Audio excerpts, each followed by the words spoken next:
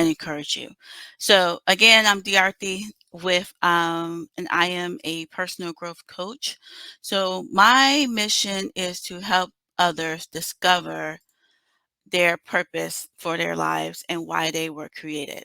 So I help people, clients, and then I also facilitate mastermind groups. So every Tuesday, I've been going live on Facebook and YouTube to share some type of inspiration, some motivation, and really share my story because I've gone through some things, I've overcome some things, I have made certain decisions. So I just want to be able to share my story with the hopes that it will help other people who listen or who view the recording later. So with that being said, it's Tuesdays with Diarthi, and today's topic is how to get healthy. So I'm not a health coach. I am not a fitness coach. I'm not a doctor. I'm not in the medical field. So none of my tips are going to be about like medical things or certain exercises to do. I really going to share with you what I did and the steps that I took. That a lot of it has to do with, you know, your mental state or making a decision. So I'm going to share that. But I wanted to also share that the book, one of my mastermind groups, the book that we really follow is, or really have been doing, is this book, The 15 Valuable Laws of Growth by John Maxwell. And there's 15 laws. And so the law of intentionality is one that I resonated with very a lot. And it's what really pushed me to start my healthy journey. And so the law of intentionality just says growth doesn't just happen. So it's pretty much saying that we have to be intentional about our growth. We have to be intentional about making changes in our lives. So we can say, I'm going to make a change, I'm going to do better, I'm going to be different. But until we actually do something or make action on it, sometimes it's just words that are spoken in the air.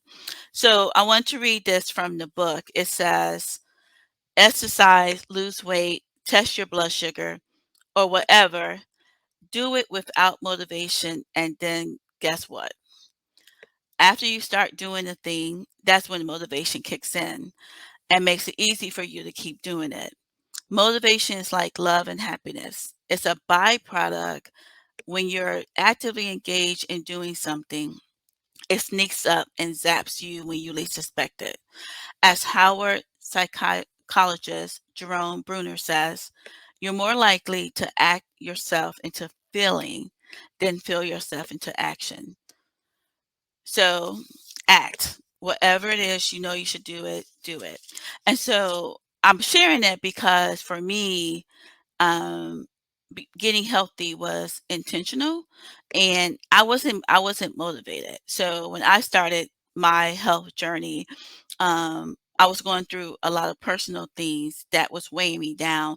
So the last thing I wanted to do was exercise, think about what I wanted to eat. It's easy to eat, in an emotional state and eat out of your emotions. It's hard to say, no, I'm not going to do that. I'm going to be different. And so, or eat different. So for me, it was definitely a where motivation came after I acted. So even now, being in this journey for a whole year, now I can't go a day without walking, exercising, moving around, doing something to help me. So with that being said, I'm going to share my steps with my journey.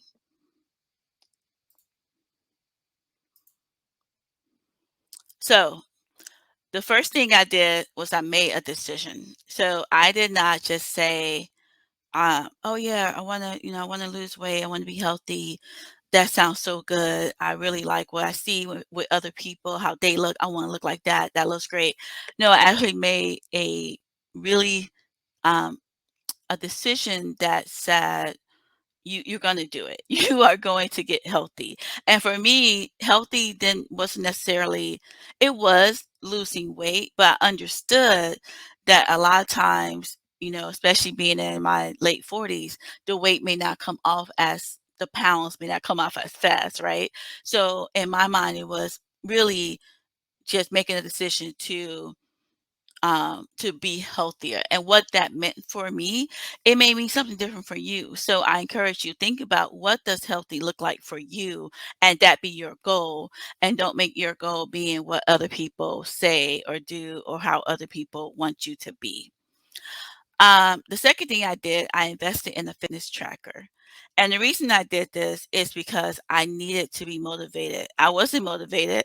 And so I needed a physical motivation. That physical motivation was my fitness tracker saying, hey, get moving. You haven't done your steps today. Or, hey, you did a great job yesterday. How about let's keep moving today? So that fitness tracker helped me to continue on my journey to make progress in what I was doing. So if you have a fitness tracker, find it, dig it out, plug it up, charge it, put it on your wrist. If you don't have one, just look to invest in one, even if it's a used one. Just get something to help motivate you to get up and get moving.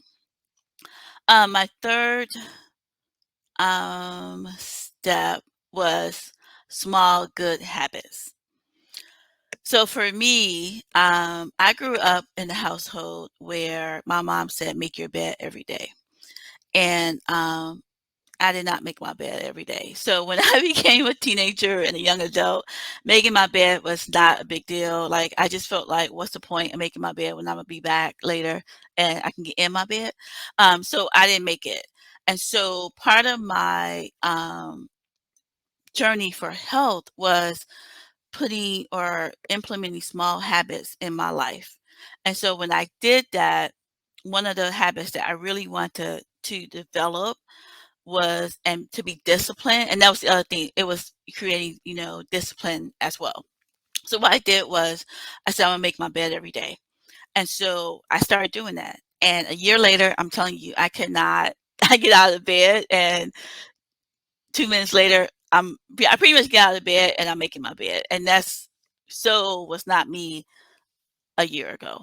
But that discipline helped me to be disciplined when it came to walking every day. It was when I said, I'm going to do 30 minutes of cardio 4 days a week, creating that discipline of making my bed kind of transferred over to me being able to um, in my exercise. So I hope that makes sense. And so that was what I did was those small habits and good habits, right? So and we all know this, like if we have some bad habits, you want to replace them with good habits. It's not enough to say, oh, I'm not going to have a alcoholic beverage every night. I'm just going to make it on the weekend. No, but if you do that, replace that with something. So instead of having an alcoholic beverage, maybe you go for a walk, maybe you have a cup of warm tea, like just replace it with something so that you continue to develop and be disciplined in that. The other thing that I did was I um,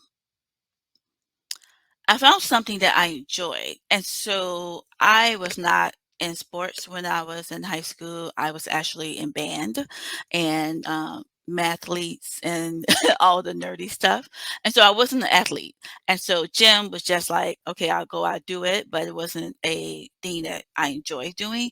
So when it comes to working out, exercising, I can't do what other people do. Like some people are like, I gotta do all my like huge, strength training and I got to be in the gym every day and I have to do this, but I just don't. The gym doesn't motivate me.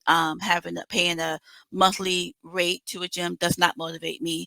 So I have to find things that motivate me. And for me, it was walking. I love to walk. I love to be out in nature. So walking every day was important for me and something I enjoyed. And then also the other thing that I enjoy is dancing. So I found a thing called Body Groove. And so I did that, and it was on demand. So it was no going to a gym. It was no leaving my house.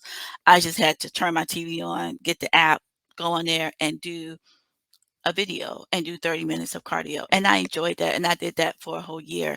I did not incorporate any core training in my regimen until about 6 months in, because sometimes we do too much. So we have an idea we want to get healthy, and we're like, I'm going to do, an hour every day, and I'm going to do my core training. I'm going to do, my strength training. I'm going to run around the block. Like, we have all these things.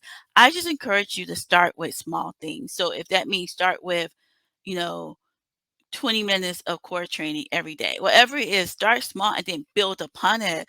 That way, that habit, that good habit of exercising and working out, it lasts. Because for me, a year later, I'm still working out every day. I'm still walking every day. I'm still doing those things, and I still enjoy it. And so I'm glad that I didn't put too much on myself, that I really wanted to take my time, doing that. So I encourage you to do that.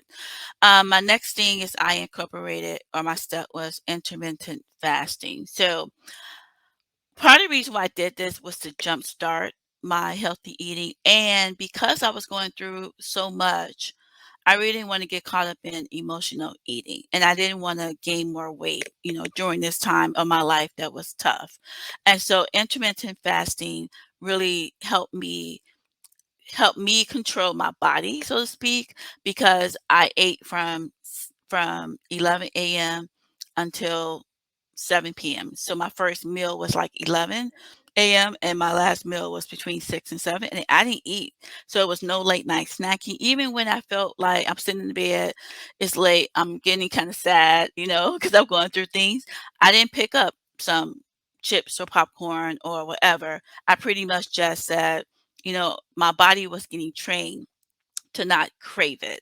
And so intermittent fasting helped me to decrease the craving that was there before. And it also just helped me discipline my body. And so if you haven't tried it, I would encourage you to try it. The thing about me too is that I consider myself a breakfast person, where every morning I'm like, I gotta eat breakfast in 30 minutes or I get a headache, all of that. Intermittent fasting, I didn't have any headaches. I was able to do it and actually enjoyed it as well. So I do it a little bit now, but I really pretty much just try not to eat late. So after about 8 o'clock, I'm usually not eating late unless it's on the weekends. The next thing I did was I didn't follow it completely, but I incorporated some things from the Mediterranean diet. And the Mediterranean diet is full of vegetables and fruits, nuts, really not really healthy oils, a lot of fish, is no beef, some chicken, and no pork. So I incorporated that diet because many times we don't know what works for our bodies. So we grew up eating a certain food because our parents gave us that food. So, like me, I'm African American, so I grew up in the Black household. So we had a lot of soul food, a lot of greasy foods, things like that. A lot of pork, for example. And so growing up, you just think, I'm supposed to eat this type of food. Well, I would encourage you, and this is what I did. I did a study on, it's a book about your blood type, and you can look it up as well. And it tells you what works for your blood type. And so when I looked it up, I discovered that my blood type does very well with vegetables, fruits, lean meats like fish, chicken, but it was saying red meat is definitely not a really benefit, or doesn't help my body, which I didn't know that, and I kind of disagreed at first. But when I tried it, I felt better not eating red meat on a regular basis. So I incorporate red meat as a once a month type meat, but not on an everyday. So I encourage you to do that. Just take some time and learn what it is your body needs to be better, and what is good for your blood type, because that's really important. God made us a certain way, and we'll be surprised once we do the research what we actually is good for our bodies and is not. So the next one is oh, so eating out on the weekends. Wait, I'm sorry. Juicing. So I did juice, and I took some time and I looked up a couple of recipes and pick two. This is the other thing I will say for all of us who are trying to be healthy. We just overdo it sometimes, and we go out and we buy these books and we subscribe to all these, podcasts and blogs, and we do all this stuff, and then we get overwhelmed and we give up. How many of you have done that? I've done it before. I've just given up. And so for me with juicing, I was like, I'm not going to go out and buy a book or order one from Amazon. I'm just going to find two simple recipes, and that's what I'm going to do. Why? Because I wanted to have, I wanted it to last. Like I wanted juicing to be a part of my life. I didn't want to do it for 2 months and then stop doing it.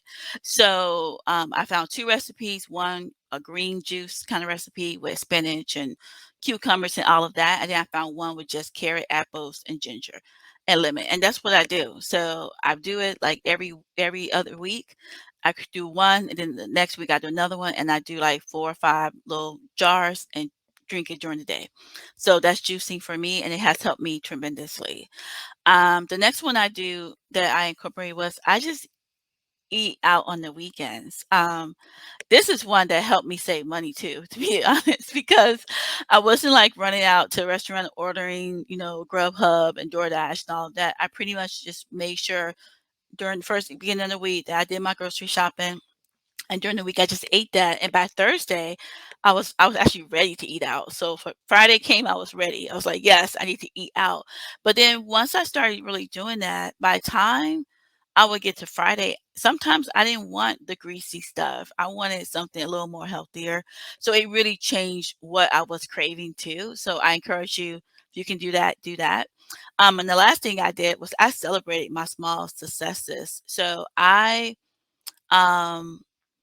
I remember going to the doctor about 2, 3 months in of me moving around every day, working out, doing my walking, and when, they put you on the scale and the my weight had not changed at all. And at this point, I'm 3 months in, I'm working out, I am doing intermittent fasting, I'm juicing, I'm eating differently, and I expected my weight to go down. And so I expressed to my doctor that I was kind of concerned about that and disappointed. And she said, "Oh, don't worry about it. You're walking, you're building muscle."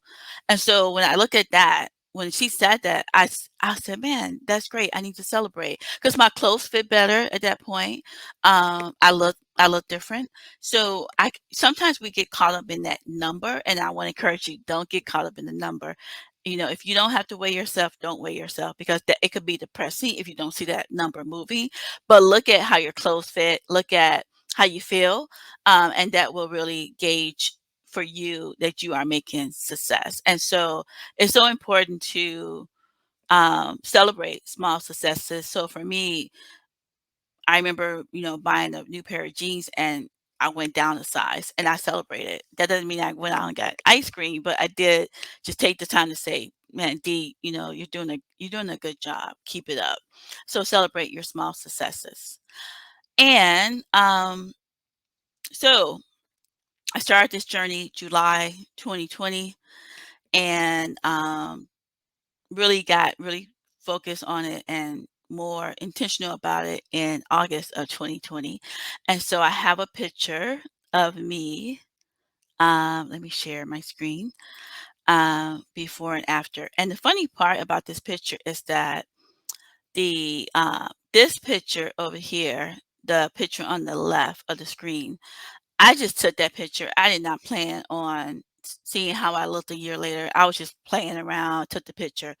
And then when I looked at my phone last night, I discovered the picture and said, "Oh, let me take another picture today of how I look today." And that really is an eye opener for me to let me know I've done the work to to be healthy.